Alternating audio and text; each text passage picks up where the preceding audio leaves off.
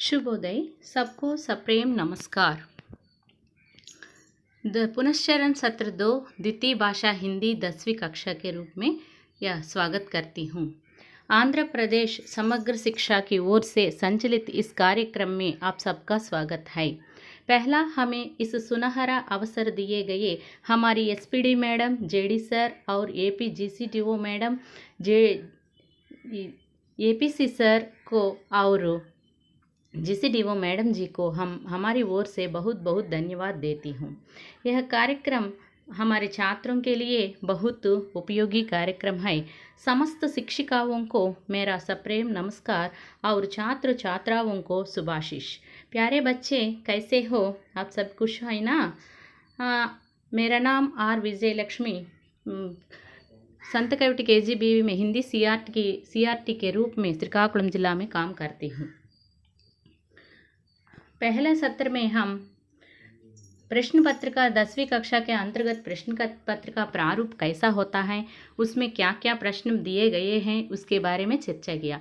और कविता पाठ बरसते बादल और कहानी पाठ ईदगाह के बारे में भी हम चर्चा किया। उसमें से क्या क्या आते हैं, कवि परिचय के बारे में 3 अंक प्रश्न, 4 अंक प्रश्न कवि परिचय के अंतर्गत और सारांशात्मक प्रश्न, ये इसके बारे में हम चर्चा किया। उसमें मैंने एक गृह कार्य दिया, वो भी आप पढ़ और अभ्यास करने के मैं समझती हूँ। इस सत्र में खासकर द्वितीय भाषा हिंदी उपवाचक पाठ शांति की राह में और व्याकरणांश के अंतर्गत तत्सम तद्भव क्रिया विशेषण अक्षरों में लिखिए, ये तीनों के बारे में हम चर्चा करेंगे। जाओ बच्चों, ये है पाठ का नाम है शांति की राह में। एक उपवाचक पाठ है। किस तरह का पाठ है? निबंध पाठ है। इस पाठ में शांति की राह में पाठ में किसके बारे में हम विस्तृत चर्चा करेंगे? विषय वस्तु, पाठ का परिचय, पाठ का विश्लेषण, परीक्षा के प्रश्न। माने परीक्षा पाठ किसके बारे में पाठ दिया गया, उसके परिचय, और पाठ में क्या विषय वस्तु है विश्लेषण करना, और परीक्षा में क्या क्या प्रश्न आते हैं, उन प्रश्नों को एक बार पुनः अभ्यास करना चाहते हैं हमने।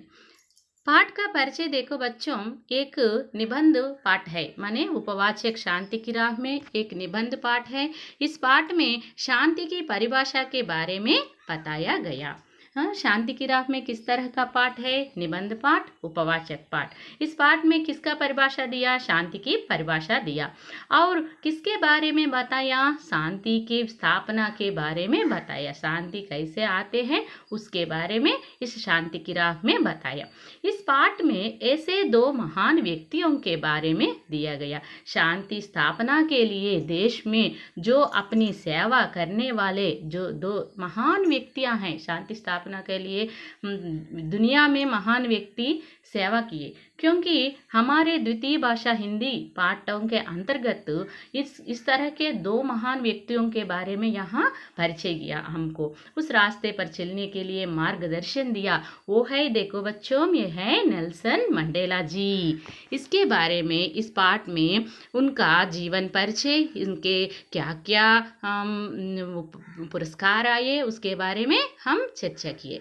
और दूसरा महान व्यक्ति है, देखो बच्चों, ये है मदर तेरेसा। जो चेहरे देखते हैं तो कैसे दिखाई पड़ती है, उस चेहरों में जैसा जो कुछ दिखाई पड़ते हैं, उस तरह के महान व्यक्ति है मदर तेरेसा जी। अब हम शांति की राह में पाठ के बारे में चर्चा करेंगे। जो हमारे पास दुनिया के सभी सुख सौन वैभव सभी साधन उपलब्ध है, किंतु शांति नहीं उपलब्ध है। हमारे पास धन है तो दुनिया में सारी संपदा को हम खरीद कर सकते, किंतु शांति नहीं कर सकते। संसार में मानव द्वारा जितने भी कार्य किए जा रहे हैं, सबका एक उद्देश्य है शांति। ప్రతి వ్యక్తి కూడా ప్రపంచంలో ఉన్న ప్రతి వారు కూడా ఏ పని చేసినా దాని యొక్క ఉద్దేశ్యం ఏంటి? మన శాంతిగా ఉండడం। सबसे पहले तो हमें यह जान लेना चाहिए कि शांति क्या है। शांति क्या है? शांति माने क्या है, इसके बारे में हम चर्चा करेंगे। शांति का केवल अर्थ है नहीं मुख से चुप रहे, अपितु मन को नियंत्रण कर उसे बुराई के रास्ते पर चलने से रोकना ही वास्तविक शांति है।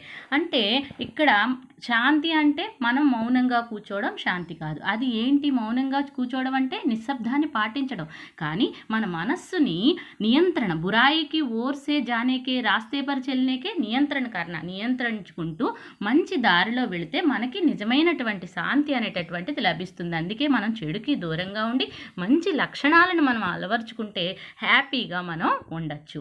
और देखो बच्चों, इसलिए जहाँ शांति है वहाँ सुख है, जहाँ सुख है वही स्वर्ग है, जहाँ स्वर्ग है वही दुनिया का श्रेष्ठ स्थान है.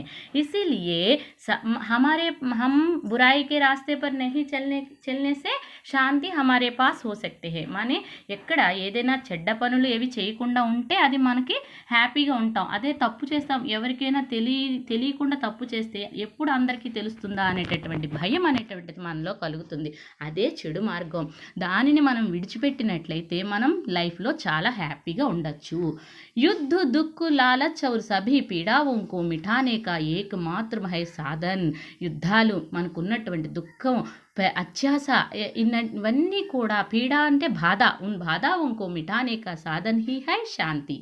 धन दौलत से भौतिक संपदा खरीद सकते हैं. हमारे पास धन है तो दौलत, बहुत सारे दौलत है तो हमारे आसपास में होने वाले भौतिक संपदा को हम खरीद कर सकते, किंतु शांति को नहीं. यही कारण दुनिया भर के कई धनी देश शांति को बनाने रखने के लिए युद्ध के लिए తత్పర్ హో రహే హై. ఇందువల్ల ధనీ దేశ్ ప్రపంచంలో ఉన్నటువంటి ధనిక దేశాలన్నీ కూడా డబ్బు లేనటువంటి ఈ దేశాల మీద పడి యుద్ధాలు చేసి వాటిని ఆక్రమించుకుంటుంది. అందుకే మొట్టమొదటి ప్రపంచ యుద్ధం జరిగింది. ప్రపంచంలో యుద్ధం జరిగి ఎంతో ధన నష్టము, అపారమైనటువంటి సామాజిక ఆర్థిక నష్టాలన్నీ కలిగాయి. కాబట్టి ఈ శాంతి రావాలి అంటే దీనికి స్థాపన చేయడం కోసం ఒక సహయోగం ఉండాలి. అందుకని ఆ ఉద్దేశంతో 24 अक्टूबर 1945 को संयुक्त राष्ट्र संघ, देखो बच्चों ये है संयुक्त राष्ट्र संघ, इनकी स्थापना करी. इसका मूल उद्देश्य क्या है? संयुक्त राष्ट्र संघ का मूल उद्देश्य ఎందుకు స్థాపించారంటే రెండవ ప్రపంచ యుద్ధం ముగిసిన తర్వాత నానాజాతి సమితి ఈ సామాజిక ఆర్థిక అంతర్జాతీయ చట్టపరమైనటువంటి వీటిని కట్టుదిట్టం చేయలేకపోయింది. కాబట్టి ఆ సమయంలో దీనిని స్థాపించడం అనేటటువంటి జరిగింది. అందువలన అన్ని దేశాల మధ్య శాంతిని చేకూర్చడం కోసం దీన్ని ఐక్యరాజ్య సమితి స్థాపించారు. అదేవిధంగా ఈ పాఠంలో ఉన్నటువంటి ముఖ్య విషయం ఏంటంటే వాస్తవిక శాంతి का अर्थ केवल मुख से चुप रहना नहीं. ముందే అనుకున్నాం, मन को नियंत्रण करने के लिए ये वास्तविक शांति होते हैं. ఈ शांति की स्थापना में अपना जीवन समर्पित करने वाले कई महान हस्तियां हैं. यही यहाँ మనే ఈ శాంతి స్థాపనలో అన్ని దేశాలు కూడా అన్ని దేశాలు సమన్వయం చేసుకుని పరస్పరం ఒక ప్రత్యామ్నాయాన్ని ఏర్పాటు చేసుకుని యుద్ధాలు రాకుండా నష్టపోకుండా ఉండడానికి ఈ ఐక్యరాజ్య సమితి తోడ్పడుతుంది. అయితే इस महान 2 व्यक्तियों के बारे में दिया गया, उनमें से अब हम नेल्सन मंडेला के जी के बारे में चर्चा करेंगे. चलिए बच्चों, ये है नेल्सन मंडेला जी है. इनका मंडेला नाम से विश्व भर में मुख्य मंडेला जी ने प्रख्यात शांति दूत नाम से प्रख्यात है. मंडेला जी को क्या कहते हैं? विश्व भर में शांति दूत ही कहते हैं. इनका पूरा नाम है नेल्सन रोलहल्ला मंडेला था. उनका जन्म है 18 जुलाई 1918 को दक्षिण अफ्रीका में हुआ. उनका जन्म दक्षिण अफ्रीका में हुआ. वे दक्षिण अफ्रीका के प्रथम अश्वेत राष्ट्रपति, మొట్టమొదటి నల్ల జాతీయుల రాష్ట్రపతి అయినటువంటి ఆయన నెల్సన్ मंडेला जी है. उन्होंने राष्ट्रपति बनने से पहले उन्होंने क्या किया? दक्षिण अफ्रीका में जो रंग भेद का मिटाने के लिए, विरोध करने के लिए अफ्रीकी नेशनल कांग्रेस और इसके सशस्त्र गुट కోథోంగ్ కే సిజివే కే అధ్యక్ష రహే. అంటే ఆయన ఆ దేశంలో ఉన్నటువంటి తెల్ల జాతీయుల నల్ల జాతీయుల యొక్క ఉన్నటువంటి ఆ భేదాన్ని రూపుమాపడానికి ఆ కాంగ్రెస్ అధ్యక్షుడిగా ఆయన ఉన్నారు. రంగభేద్ संघर्ष के लिए कारण उन्होंने 27 वर्ष रॉबिन द्वीप के जेल में बिताया. उन्होंने ये जीवन काल है, देखो बच्चों, ये है नेल्सन मंडेला का जीवन काल है. पूरा नाम क्या है माँ? नेल्सन मंडेला का पूरा नाम क्या है? नेल्सन रोलहल्ला मंडेला था. उनका जीवन काल क्या क्या है माँ? ये देखो सभी लोग ने. इस तरह वो अफ्रीका नेशनल कांग्रेस और सशस्त्र गुट के अध्यक्ष बन रहा. बाद में रंगभेद विरोधी संघर्ष के कारण उन्होंने कितने वर्ष रॉबिन द्वीप जेल में बिताया? कितने वर्ष बिताया माँ? 27 वर्ष जेल में बिताया. हाँ देखो अम्मा, वो एज पर टेक्स्ट बुक्स के अंतर्गत उन्होंने 115 साल जीवन कर लिया. और उनके बारे में जो छोटा सा दिया गया मैंने, देखो बच्चों, दक्षिण अफ्रीका के प्रथम अश्वेत भूतपूर्व राष्ट्रपति थे. वे राष्ट्रपति बनने से पूर्व वे दक्षिण अफ्रीका में सदियों से चल रहे रंगभेद का विरोध करने वाली अफ्रीकी नेशनल और इसके सशस्त्र गुटों में अध्यक्ष रहे और 27 वर्ष जेल में रहा. और उनको ने कोयला कन के रूप में काम किया. और ये देखो रॉबिन द्वीप दक्षिण अफ्रीका स्थित विश्व धरोहर स्थल है. इस स्थल को यह दर्जा सन 1991 में मिला है. और देखो बच्चों, इनके बारे में छोटा सा स्लाइड्स के रूप में मैंने बताऊंगी. देखो बच्चों, इनके बारे में नेल्सन मंडेला का पूरा नाम है नेल्सन रोलहिल्ला मंडेला. उनका जन्म 18 जुलाई 1918 को दक्षिण अफ्रीका में हुआ. उन्होंने दक्षिण अफ्रीका के प्रथम अश्वेत राष्ट्रपति बने. राष्ट्रपति बनने से पूर्व दक्षिण अफ्रीका की नेशनल कांग्रेस और सशस्त्र गुट उमकेतोम के वे अध्यक्ष बने हैं. वो सभी उनको कहते हैं कि क्या कहते हैं, उनका उपनाम है मदीबा. वे बड़े बुजुर्गों के लिए कह सकते हैं. सम्मान पुरस्कार अब तक 250 से अधिक राष्ट्रीय व अंतर्राष्ट्रीय पुरस्कारों से सम्मानित किया. 1993 में नोबेल पुरस्कार भी प्राप्त हुआ. देखो बच्चों, मदीबा उनके भारत पाने वाले पहले विदेशी, उसको बड़े बुजुर्गों के लिए मदीबा पूछते हैं. हम तेलुगु में हमारे बापूजी महात्मा गांधी जी को बापू बुलाते हैं, उसी तरह उसको दक्षिण अफ्रीका वासी ने मदीबा कहते हैं. और सन 1993 में नोबेल शांति पुरस्कार प्राप्त हुआ, भारत रत्न पुरस्कार प्राप्त हुआ और सन 2008 में भी प्राप्त हुआ. देखो, पहले विदेशी भारत रत्न है नेल्सन मंडेला जी ने. पहले विदेशी भारत रत्न नेल्सन मंडेला ऐसे पहले विदेशी शख्स जिन्हें भारत रत्न से नवाजा गया है, पुरस्कार गया है.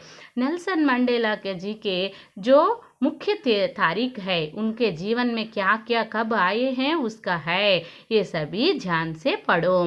पूर्व अफ्रीका नेशनल कांग्रेस में हुआ, जेल में हुआ, ये सारी बातें यहाँ एक एक पॉइंट के रूप में दिया गया. पूर्वी कैप्टन में जन्म हुआ, अफ्रीका नेशनल कांग्रेस से जुड़े हुआ, देशाब्रज का आरोप बाद में वापस लिया, गिरफ्तार हुए, 5 साल के केंद्र हुआ.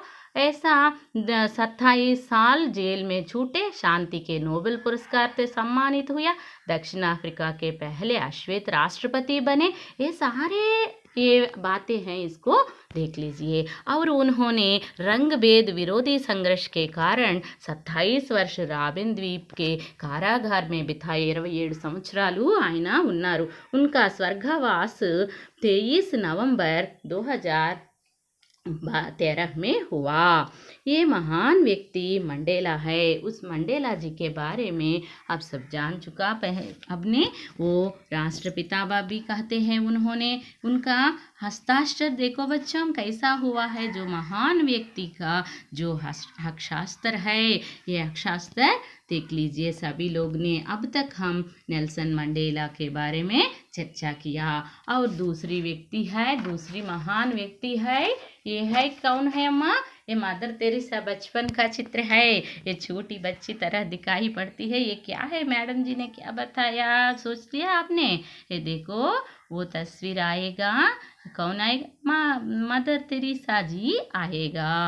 ओके बच्चों, मदर तेरेसा ने आएगा। उस मदर तेरेसा का के बारे में हम जानकारी प्राप्त करेंगे। मदर तेरेसा एक ऐसा नाम है जो शांति, करुणा, प्रेम, वात्सल्य का पर्याय शब्द कहलाता है। ऐसी महान माता का पूरा नाम क्या है? माँ आग्नेस गोम्शे बोझशिशु तेरेसा था। Agnes Gonxha Bojaxhiu Teresa. उनका जन्म 26 अगस्त 1910 में हुआ और उनकी स्वर्गवास 5 सितंबर 1997 में हुआ था। वे गोंशलिया के मूल थी। मदर तेरेसा देख लिया था, वो गोंशलिया के मूल थी। आगे चलकर सेवा की भावना के कारण భారత్ की నాగరికత స్వీకార్ కర్లి। మన భారతదేశం యొక్క నాగరికతను ఆవిడ పుచ్చుకున్నారు. కానీ ఆవిడ పుట్టింది మాత్రం ఆవిడ యుగోస్లేవియాలో పుట్టారు. ఆవిడ పూర్తి పేరు पूरा नाम क्या है? माँ आग्नेस गोम्शे बोझशिशु था और यूगोस्लेविया में जन्म हुआ। उनका स्वर्गवास कब हुआ? 5 सितंबर 1997 में हुआ था। वो यूगोस्लेविया से भारत आकर यहाँ की नागरिकता స్వీకార్ कर ली। ఎక్కడో పుట్టినటువంటి విదేశీ మహిళ మన భారతదేశానికి వచ్చి భారతీయులకు సేవ చేసినటువంటి మహానుభావురాలు, మహోన్నతమైనటువంటి వ్యక్తి। पहला उन्होंने किससे काम लिया? अध्यापिका के रूप से काम किया, किंतु उनका सपना और कुछ था। वे अनाथों, गरीबों और रोगियों की సేవ करना चाहती। మొట్టమొదట మదర్ తెరీసా గారు ఏం చేసేవారంటే ఉపాధ్యాయురాలుగా పనిచేసి అందరికీ విద్యా బుద్ధులు చెప్పేవారు. కానీ ఆమె ఆలోచన మాత్రం అనాథలకి, పేదవారికి, రోగులకి సేవ చేయాలనేటటువంటి దృఢ నిశ్చయంతో ఉండేవారు. అందువలన उन्होंने सन 1950 में कोलकाता में मिशनरीज ऑफ चैरिटी की स्थापना कर ली। मिशनरीज ऑफ चैरिटी ने स्थापिंచారు। उनके द्वारा स्थापित संस्था को निर्मल हृदय, उसे क्या कहते हम? निर्मल हृदय कहते हैं। उन्होंने अपना सारा जीवन गरीब, बीमार, रोगों के लिए सेवा करने में लगा दिया। పూర్తి జీవితం చనిపోయే వరకు కూడా అందరికీ సేవలోనే గడిపారామె। सन 1970 तक वे उनकी सेवा के लिए प्रसिद्ध हो गए। 1970 వరకు ఆమె తన యొక్క సేవలు ప్రపంచంలో, దేశంలో నలుమూలలకి వ్యాపించాయి। सन 1979 में उन्हें నోబెల్ పురస్కార్ ప్రాప్త हुआ। ఆమెకి నోబెల్ పురస్కారం అనేటటువంటిది వచ్చింది। 1979 में नोबेल पुरस्कार प्राप्त हुआ। उनको नोबेल पुरस्कार कब प्राप्त हुआ? माँ 1979 में प्राप्त हुआ। नोबेल पुरस्कार 1979 में प्राप्त हुआ उनको ने। और देखो बच्चों, बाद में हम सेवा के और शांति की राह में चलकर 1950 में कोलकाता में मिशनरीज ऑफ चैरिटी की स्थापना की। पहले हमने चर्चा किया किसकी स्थापना की? मिशनरीज ऑफ चैरिटी की स्थापना की। कब किया? 1950 में किया। उनके द्वारा स्थापित संस्था को क्या कहते हैं अम्मा? निर्मल हृदय कहते हैं। उनके द्वारा स्थापित किए संस्था को निर्मल हृदय कहते हैं। ये किसके बारे में हम चर्चा किया माँ हमने पहले? अब मदर तेरेसा के बारे में, उनके जीवन के बारे में, वे क्या क्या काम किए। वे यूगोस्लेविया के थी किंतु भारत की नागरिकता को स्वीकार कर लिया।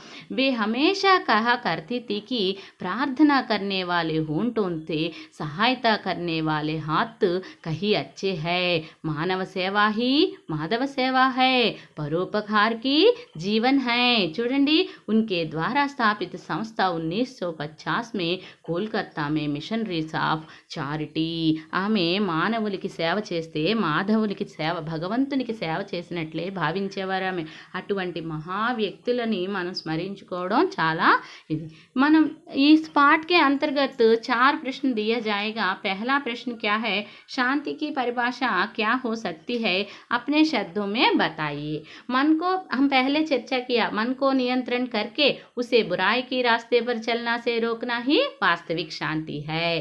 युद्ध, दुख, लालच और सभी पीड़ाओं का मिटाने का एकमात्र साधन ही शांति है. शांति युद्ध से कायम नहीं हो सकता. ये चारों बात लिखना है. नेल्सन मंडेला के जीवन से हमें क्या संदेश मिलता है, इससे मिलता है कि वो राष्ट्रपति और मदीबा है. इनके जीवन से हमें संदेश मिलता है कि देश के हित के लिए अपने आप को समर्पित करना चाहिए. संकल्प शक्ति की दृढ़ता होनी चाहिए. अपने अधिकारों के प्रति हमेशा सचेत रखना चाहिए. समानता और सम्मान के लिए संघर्ष करना चाहिए. ये उनके जीवन से हम सीखते हैं. मदर तेरेसा ने अपने जीवन में क्या सिद्ध कर दिखाया.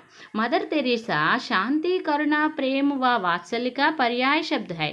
उन्होंने मिशनरीज ऑफ चैरिटी के द्वारा गरीबों, अनाथों और बीमार लोगों की सेवा करने की तत्पर हुई.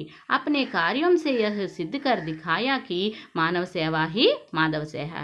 वह हमेशा कहा करती है कि प्रार्थना करने वाले होंठों से सहायता करने वाले हाथ अच्छे हैं. ऐसे लिखते हैं तो अच्छे अंक होते हैं. चारवा क्वेश्चन है, मदर तेरेसा का आदर्श है कि मानव सेवा ही माधव सेवा है. ये बीमार लोगों की, गरीबों और अनाथों की सेवा करना भगवान की प्रार्थना से भी कहीं अधिक मानती है. इसलिए इन्होंने उन्हीं सेवा संस्थाओं की स्थापना की. इनके द्वारा उनकी सहायता लोगों तक सीधी पहुंच गई. वे हमेशा करती हैं, क्या करती हैं, प्रार्थना करने वाले होंठों से सहायता करने वाले हाथ कहीं अच्छे हैं. ऐसा लिखते बहुत अच्छा होते हैं. ये देखो माँ, बचपन का मदर तेरेसा का चित्र है. और देखो ये उसके बाद में आते हैं उनके हस्ताक्षर. मदर तेरेसा जी का हस्ताक्षर भी आते हैं. अब तक हम क्या चर्चा किया, नेल्सन मंडेला के बारे में चर्चा किया और मदर तेरेसा के बारे में चर्चा किया. वो ये पाठ में परीक्षा के प्रश्न कैसे आते हैं, उन प्रश्नों सीधे दिया सकते हैं. इस पाठ में यथातथ सीसी मॉडल वो भी, किंतु ఉపవాచక పాఠ में से ప్రశ్నలు ఉపవాచక పాఠం నుండి టెక్స్ట్ బుక్లో ఎలా ఉంటే అలాగే వస్తాయి. కాబట్టి పిల్లలు మీరందరూ డియర్ స్టూడెంట్ ఏం చేయాలంటే ఇక్కడ ఉన్నటువంటి 4 క్వశ్చన్ని తప్పకుండా మనం నేర్చుకున్నట్లయితే మనకి ఇచ్చినటువంటి ప్రశ్న పత్రంలో జవాబుని చక్కగా రాసి మంచి మార్కులు సాధించవచ్చు. ఇంతవరకు మొట్టమొదట మనం చదువుకున్నవి ఏబి వాళ్ళు చేయగలరు. ఇప్పుడు నేను ఇస్తున్నటువంటి ఈ సమాధానాలు సిడి అంటే మనకున్నటువంటి భవిష్య లెర్నర్స్ के लिए ये उत्तर देती हूँ. ये 4 बुलेट्स पॉइंट्स के रूप में मैंने दिया. उन 4 बुलेट पॉइंट्स को आप पहला पॉइंट प्रश्न नंबर 1 के लिए पहला और दूसरा पॉइंट लिखते हैं तो वो उत्तर होते हैं. पहला पॉइंट क्या है, यह प्रश्न शांति की राह में नामक उपवाचक से दिया गया है. इस पार्ट में नेल्सन मंडेला और मदर तेरेसा के बारे में दिया गया. दूसरे के अंतर्गत पहला पॉइंट लिखते हुए और तीसरा पॉइंट लिखना है. नेल्सन मंडेला का जीवन से हमें शांति की राह में चलने का संदेश मिलता है और शांति के लिए कई मुसीबतों को सामना करना संदेश मिलता है. उसी तरह 3वां प्रश्न के लिए मदर तेरेसा के जीवन में हम सिद्ध कर दिखाया कि मानव सेवा ही माधव सेवा है. गरीबों के लिए प्रार्थना करने के बजाय रोटी देना चाहिए, ऐसा लिखना है. और 4वां प्रश्न के लिए पहले मैंने समझाया, उसमें से ये पहला और अंतिम 2 पॉइंट्स को लिखते हैं तो पूरा हो गया. इसलिए आप सब ध्यान से यह पढ़कर लिख लो. देखो बच्चों, बाद में हम आएंगे भाषा की बात. भाषा की बात के अंतर्गत पहला प्रश्न है तत्सम और तद्भव. दूसरा है क्रिया विशेषण. तीसरा है संख्या. ये पहला हम किसके बारे में चर्चा करेंगे, तत्सम और तद्भव शब्द. तत्सम और तद्भव. सम माने समान रूप से, भव माने उद्भव होने वाले शब्द है. पहला हम तत्सम शब्दों के बारे में जानकारी प्राप्त किए गए हैं। देखो बच्चों, उसका तत्सम को विच्छेद करते हैं तो संधि करते हैं तो तत् प्लस सम तत्सम। तत्सम का अर्थ होता है उसके समान, अर्थात సంస్కృతికే సమాన్. సంస్కృతంలో యథాతథంగా వాడినటువంటి పదాలన్నీ కూడా మన హిందీలో అదే విధంగా మనం వాడతాము, వాటిని తత్సమ పదాలు. ఈ పదాలన్నీ కూడా సంస్కృతం నుండే మనకి పుట్టాయి. అంటే సుమారు 4000 సంవత్సరాల నుండి పుట్టినవి మనం వాడుక భాషకు అనుగుణంగా మార్చుకోవడం జరుగుతోంది. కాబట్టి సంస్కృతికే जो शब्द बिना परिवर्तन ज्यों का त्यों आते हैं उसे तत्सम शब्द कहते हैं. जैसे अग्नि, మిత్ర, కృషి, రాత్రి, కర్మ, సూర్య, చంద్ర. సంస్కృత భాషలో ఉన్నటువంటి పదాలను హిందీలోకి అవే విధంగా अग्नि को हिंदी में हम आग भी कहते हैं. अग्नि जैसा हम उपयोग कर सकते हैं. उस तरह के शब्दों को तत्सम शब्द कहते हैं. तत्सम माने समान, संस्कृत के समान शब्द हिंदी में प्रयुक्त होते हैं. और देखो बच्चों, तद्भव माने क्या है? उद्भव. उद्भव माने उद्भव, संस्कृत से निकले हुए शब्द.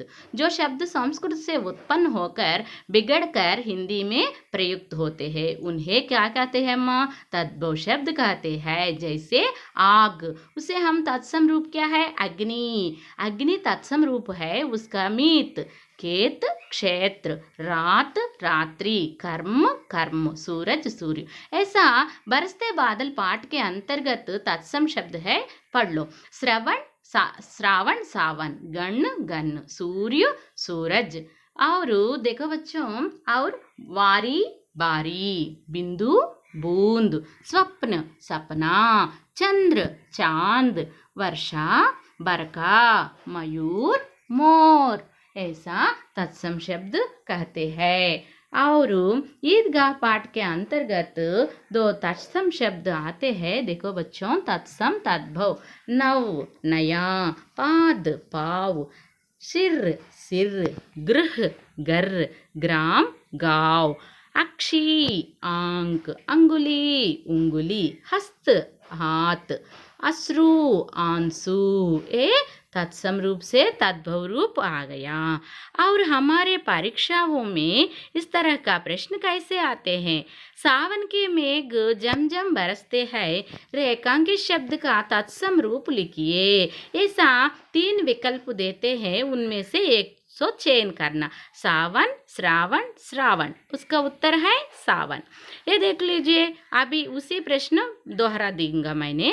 ओके. सावन के मेघ काले होते हैं. इसे राजा ने एक विचित्र सपना देखा. सपना, मेरे सतगुरु की कृपा मुझ पर है. कृपा. आज का सूर्य प्यारा और शीतल है. सूरज. ऐसे रेखांकित शब्द का हमने तत्सम है तो तद्भव रूप को पहचानना है. और दूसरा है क्रिया विशेषण. क्रिया विशेषण माने क्या है? देखो बच्चों, मुरली तेज दौड़ता है, वरलक्ष्मी मीठा गाती है, शिवानी सुंदर लिखती है, डेनियल क्यूब मेहनत करता है, आप अच्छा पढ़ते हैं. अंत में दौड़ता, गाती, लिखती, करता, पढ़ते, ये सभी क्या है? क्रिया है. क्रिया विशेषण माने क्या है? क्रिया की विशेषता बताने वाले शब्द. यहाँ किसकी विशेषता बता सकते हैं? कौन क्या दौड़ता है? कैसा दौड़ता है? तेज दौड़ता है. गाता है, गाती है, कैसा गाती है? तेज गाती है. उसी तरह क्रिया की विशेषता बताने वाले शब्दों को क्रिया विशेषण कहते हैं. इन वाक्यों में तेज, मीठा, सुंदर, खूब, अच्छा आदि शब्द संज्ञा शब्द है. और सर्वनाम द्वारा संज्ञा या आदि शब्द संज्ञा या सर्वनाम द्वारा किए गए कार्य की विशेषता बतलाते हैं. ऐसे शब्दों को क्रिया विशेषण कहते हैं. संज्ञा या सर्वनाम द्वारा किए गए कार्य की विशेषता को बताते हैं. माने क्रिया विशेषता को 4 भेद है. एक क्या है? स्थानवाचक, कालवाचक, परिमाणवाचक, रीतिवाचक. ये 4 है. इन चारों भेद अपने प्रश्नों में नहीं दिया जाएगा, किंतु आपके समझने के लिए मैं बताऊंगी. तारक यहाँ बैठता है. कहाँ बैठता है? यहाँ. वहाँ धात्री बात कर रही है. भीतर चलो वहाँ पढ़ेंगे। स्थान के बारे में यहाँ बता सकते हैं, यहाँ वहाँ, भीतर बाहर, इधर उधर, किधर कहाँ, पास, इस ओर उस ओर, दाएं बाएं, ऊपर नीचे आदि। इस तरह के स्थान के बारे में बताने वाले विशेषण को क्रिया का स्थान के बारे में बताते हैं यहाँ, उसको स्थानवाचक क्रिया विशेषण कहते हैं। यह पहला है स्थानवाचक क्रिया विशेषण। एक दूसरा है, देखो बच्चों, दूसरा है कालवाचक क्रिया विशेषण। गायत्री कल आएगा, ఎప్పుడు వస్తుంది, రేపు వస్తుంది। आज का काम कल पर नहीं डालना चाहिए, ఈ రోజు పని రేపు మీద వేయకూడదు। सत्या दिन भर सोता है, सत्या क्या करती है, दिन भर सोता है। यहाँ కాలాన్ని చూపిస్తుంది కాబట్టి कल, आज, दिन भर, जब, कब, हमेशा, तभी, तत्काल, शीघ्र, पहले, कई बार, अभी, कभी, नित्य, प्रतिदिन, हर बार, बार बार ఆది। ఇట్లాగా కాలాన్ని ఈరోజు, రేపు, రోజంతా, ఎప్పుడు, అప్పుడు, హమేషా ఇలాంటివన్నీ కూడా కాలాన్ని తెలిపే కాలవాచక క్రియా విశేషణ। और देखो तीसरा है परिमाणवाचक क्रिया विशेषण। लोकेश बहुत खेलता है, कैसा खेलता, बहुत खेलता है। कम बोला करो, अधिक बोलना ठीक नहीं है। जो परिमाण है, बहुत, कम, अधिक, अति, बारी, काफ़ी, केवल, तनिक, ज़्यादा, बस, थोड़ा सा, बिल्कुल, पर्याप्त, उतना आदि। बहुत खेलता है, अधिक खेलता है, अधिक फल लाए है, अधिक से अधिक, अति, काफ़ी। इस तरह सभी शब्दों को परिमाण के बारे में, यहाँ परिमाण के बारे में सूचित करने वाले क्रिया विशेषण है। उस तरह के विशेषण को परिमाणवाचक क्रिया विशेषण कहते हैं। और चारवा है रीतिवाचक क्रिया विशेषण। आशीष ऐसा खेलता है जैसा सचिन।